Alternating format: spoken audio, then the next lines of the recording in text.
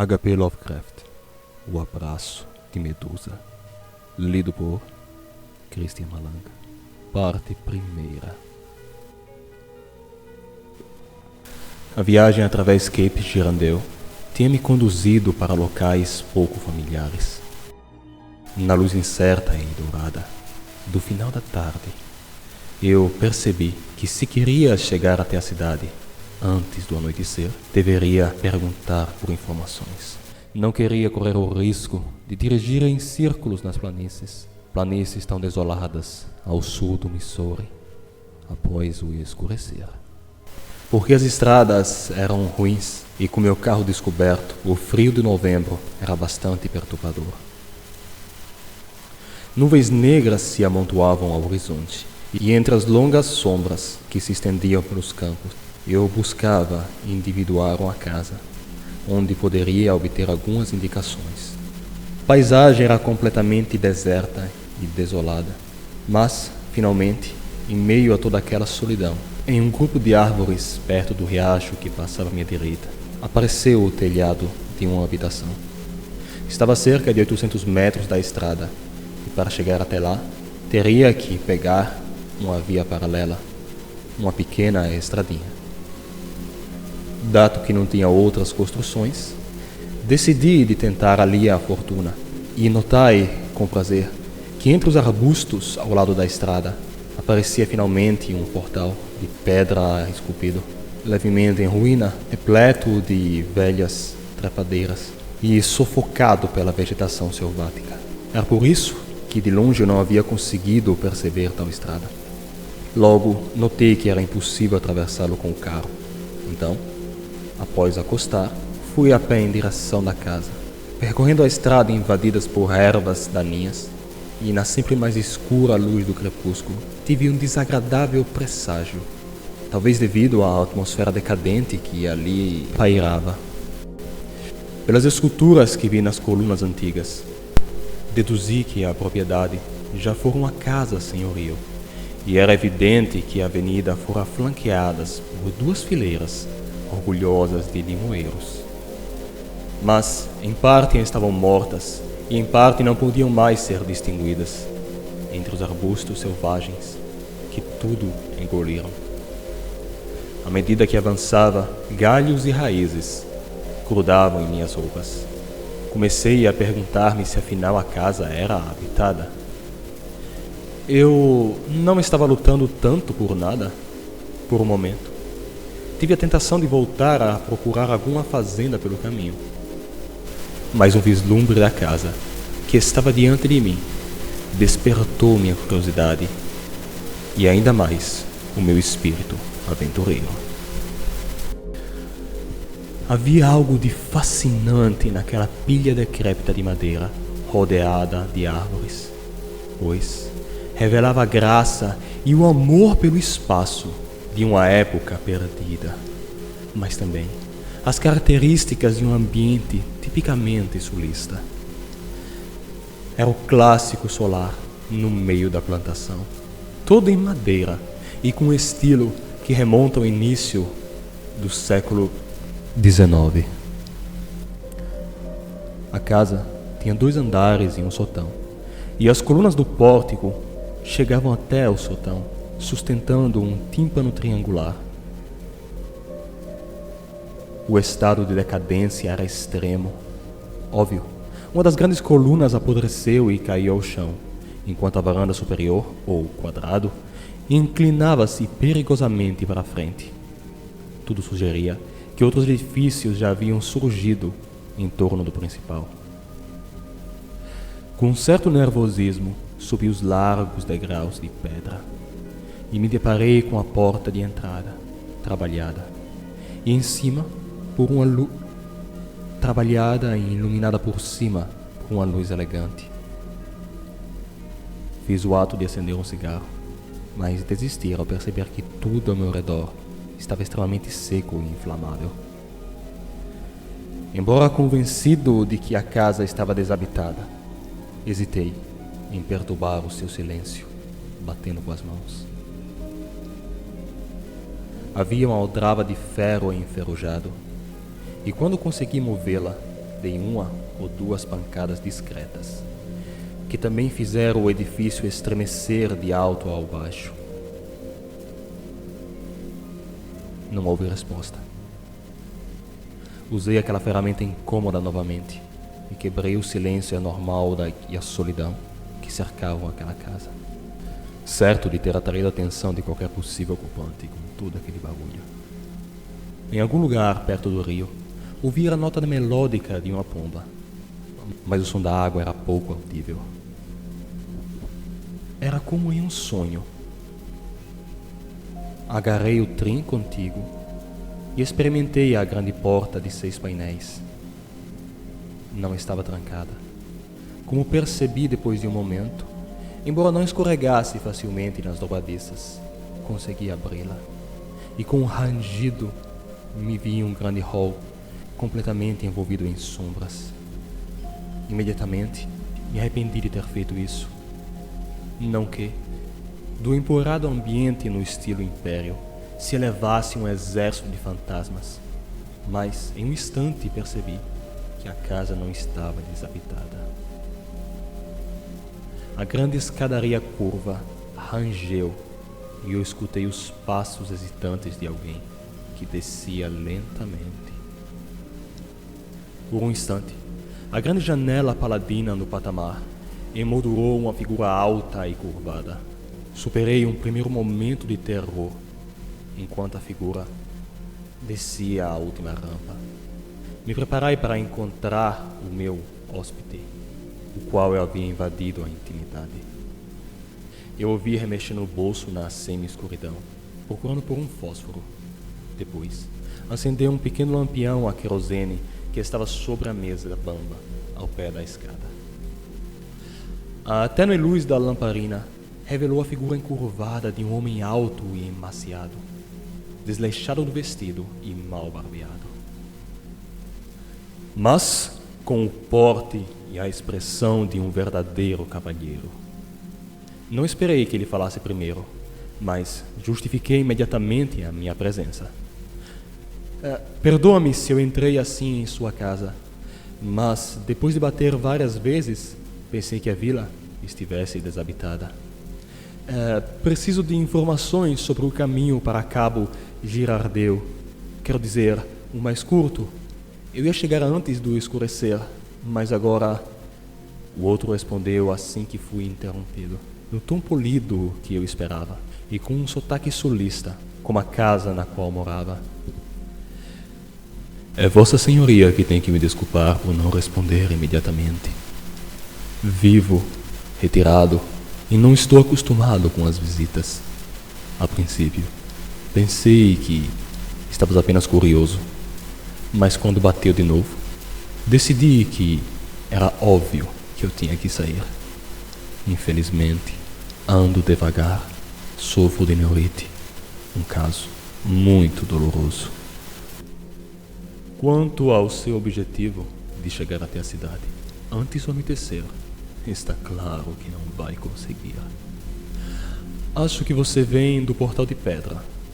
É a estrada que você está seguindo, não é a melhor, nem a mais curta. Você tem que virar na primeira à esquerda, depois do arco, só há uma estrada real. Não leve em consideração os 3 ou 4 carroceiros que encontrará primeiro. O caminho certo é aquele cuja entrada cresce um grande salgueiro. Não pode dar errado. No terceiro cruzamento você vira à direita e então, duvidoso por aquelas indicações complicadas que confundiam as ideias de um estranho como eu, não pude deixar de interrompê-lo. Por favor, espere um momento. Eu acho que não consigo seguir suas indicações no escuro, sem nunca ter estado na região e apenas com a ajuda dos faróis. Além disso, uma tempestade está prestes a começar e o meu carro é sem teto. Acho que estaria em uma situação muito ruim se tentasse chegar a Cabo Girardeu esta noite. Na verdade, acho que seria melhor nem tentar. Eu não gosto de impor a minha presença, realmente. Mas, dadas as circunstâncias, não poderia me hospedar durante a noite.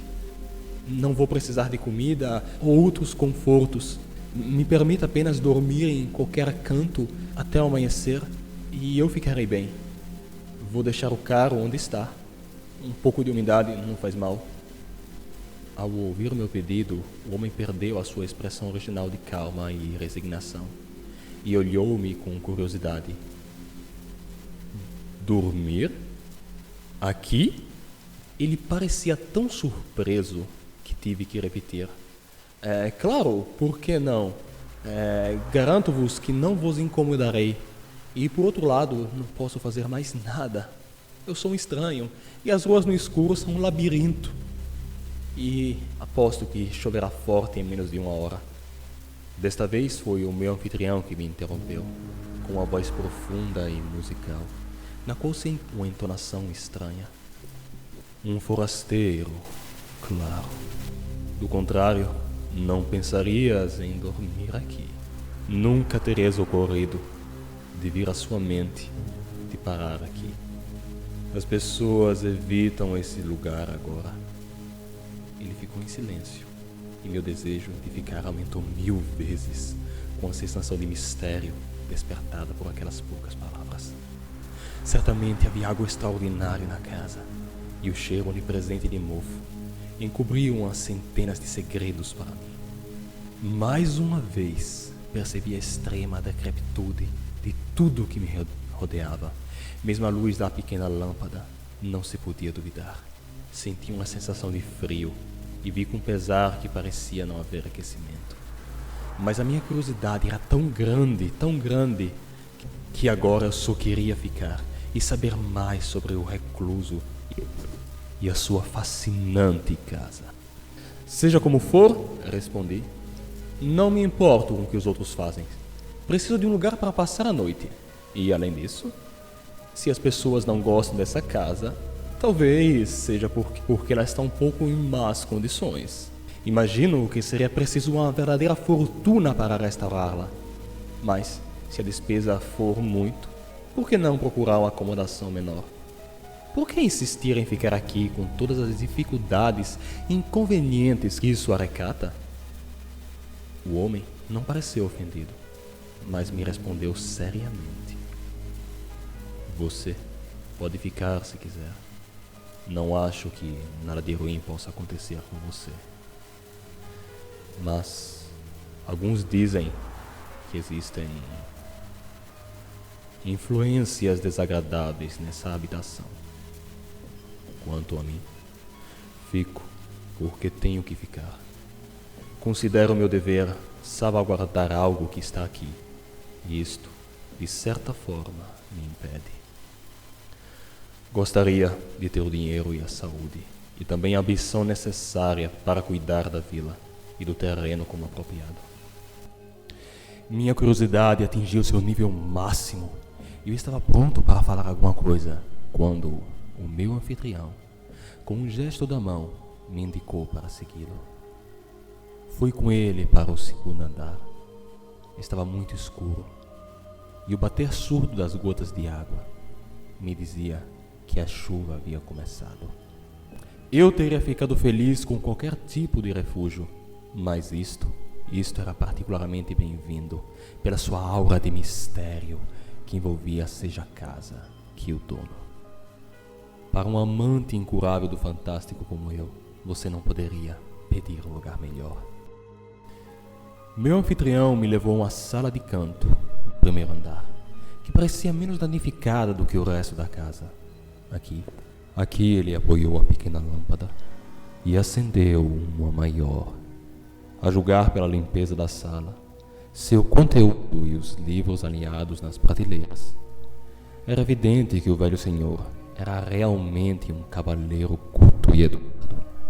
Certamente, um eremita e um excêntrico. Porém, o tipo de pessoa que defendia seus valores e tinha interesses intelectuais. Fez-me um gesto para que eu me sentasse em uma cadeira e comecei a conversar sobre temas gerais, descobrindo com meu prazer que o meu interlocutor não era um homem taciturno. Pelo contrário, gostava de falar com alguém e não procurava desviar a conversa de temas mais pessoais. Fiquei sabendo que seu nome era Anthony de Rossi e descendia de uma família antiga, bem conhecida e distinta de plantadores da Louisiana. Seu avô, um filho mais novo, emigrou para o sul de Missouri mais de um século antes e construiu a nova casa com a pompa que seus ancestrais estavam acostumados. Assim nasceu a grande mansão adornada com colunas que o fundador havia cercado com todos os acessórios necessários para uma grande plantação. Houve uma época em que as cabanas que ficavam nos fundos da propriedade, em um trecho plano agora submerso pelo rio, abrigavam até 200 escravos negros. Ouvi-los cantar, rir e tocar o banjo à noite era o mesmo que captar o encanto de uma civilização e ordem social infelizmente extintas. Na frente da casa, onde grandes carvalhos pareciam guardiães imponentes, escondia-se outrora um gramado que lembrava um imenso tapete verde, regado cuidadosamente, mantido entrecruzado por caminhos de calçada de pedra e ladeado por flores. A propriedade chamava-se Riverside e em seus dias de glória era um lugar risonho e agradável. Meu anfitrião ainda se lembra da época em que os vestígios do melhor período não haviam desaparecido inteiramente. A chuva tornou-se violenta e grandes gotas caíram no telhado, reversando nas paredes e nas janelas, enquanto outras filtravam por dentro por milhares de buracos e rachaduras. Vestígios de umidade cobriam o chão nos lugares mais inesperados, e fora as venezianas, apodrecidas que mal se sustentavam nas dobradiças, balançavam com o vento. Nada disso me preocupava, nem mesmo pensar no meu carro debaixo das árvores, porque senti que meu anfitrião estava prestes a me contar uma história memorável. Convidado a se entregar às lembranças, fez o gesto de me acompanhar até o quarto, mas voltou a falar dos melhores dias. Eu logo saberia por que ele morava sozinho em um lugar assim, e por que os vizinhos tinham uma opinião tão desagradável sobre a casa. A voz do meu anfitrião era musical, e logo a história chegou a um ponto que não me permitia mais cochilar. Sim, Riverside foi construída em 1816, e meu pai nasceu aqui em 1828. Se ele estivesse vivo, teria mais de 100 anos. Porém, morreu jovem. Tão jovem que mal consigo me lembrar dele. Foi em 64. Ele foi morto na guerra, porque ele havia retornado à terra de seus pais para se alistar na 7ª Infantaria da Louisiana. Meu avô era muito velho para ir para a guerra, mas viveu até os 95 anos e ajudou a criar minha mãe e a me criar. Devo tudo a eles, e eles me criaram da melhor maneira. Sempre tivemos tradições fortes e um alto conceito de honra. Meu avô, em particular, certificou-se de que eu crescesse como todos os Rossis, desde as cruzadas.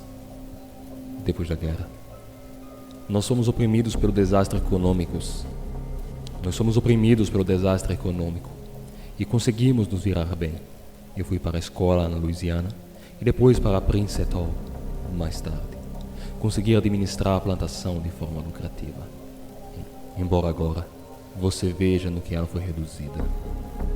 Minha mãe morreu quando eu tinha 20 anos e meu avô morreu depois de 2 anos. Desde então, tenho me sentido muito sozinho.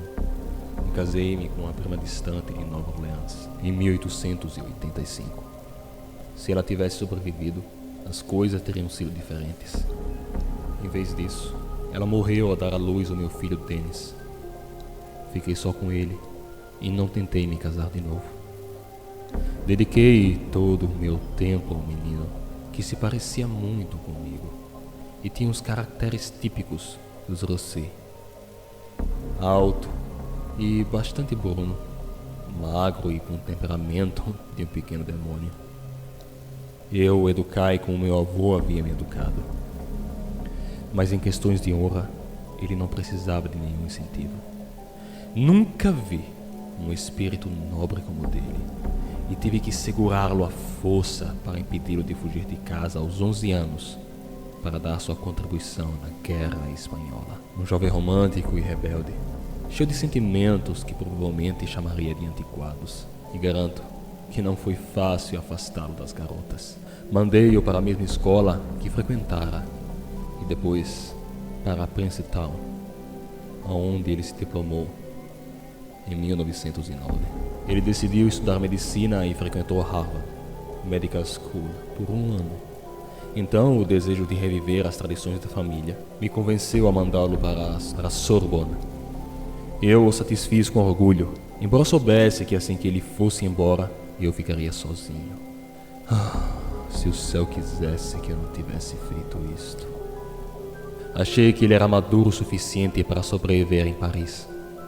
Ele tinha um quarto na Rue St-Jacques, perto da universidade, no Quartier Latin. Mas, de acordo com suas cartas e que seus amigos diziam, ele não era páreo para preguiçosos. Frequentava especialmente os seus conterrâneos, estudantes e artistas sérios, que davam mais importância ao trabalho do que às modas extravagantes e bizarras. Mas, obviamente, havia muitos indivíduos que viviam na linha divisória que separa os estudos sérios das tentações do diabo. Enfim, conhece o tipo. Buscadores de novas sensações. Um pouco de Baudelaire. Naturalmente, Denis associou-se a vários desses indivíduos e teve uma ideia de seu estilo de vida. Havia todos os tipos de círculos e cultos esotéricos, pseudo-adorações ao diabo, pseudo-missas negras e outras semelhantes. Duvido que essas coisas tenham o machucado, e acho que em alguns anos ele esqueceu quase tudo o que tinha visto. Mas na escola, Denis começou a frequentar um jovem que era mais versado que os outros nessas questões arcanas, de um homem que eu mesmo conhecera. Se chamava Frank Marsh. Ele vinha de Nova Orleans e foi um seguidor de Lafcadio, Hearn, Van Gogh, Guarguin, enfim, o clássico produto dos rugentes anos 90. Coitado, ele tinha até talento. Fim da primeira parte, continua na parte 2.